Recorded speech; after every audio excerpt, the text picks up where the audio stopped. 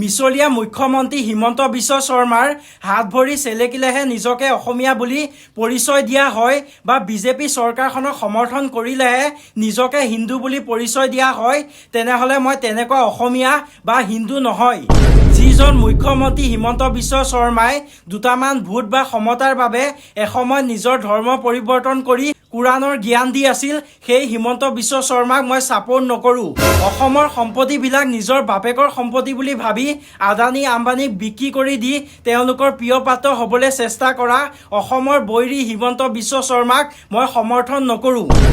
জাতি আৰু ধৰ্মৰ মাজত বিভেদৰ সৃষ্টি কৰি সমতাত থকা এই বিজেপি চৰকাৰখনক মই সমৰ্থন নকৰোঁ। মই কোনো ৰাজনীতি দলকে সমৰ্থন নকৰোঁ। ভগৱান আৰু নিজৰ জন্ম দিয়া মা দেউতাৰ বাহিৰে মই কাৰো ভৰিও নচোঁ আৰু কাকো সেয়াও নকৰোঁ। লাগিলে কোনোবা মন্ত্ৰী হওক, লাগিলে কোনোবা ৰজা হওক, লাগিলে কোনোবা প্ৰধানমন্ত্ৰীয়ে হওক, আই ডণ্ট কেয়াৰ।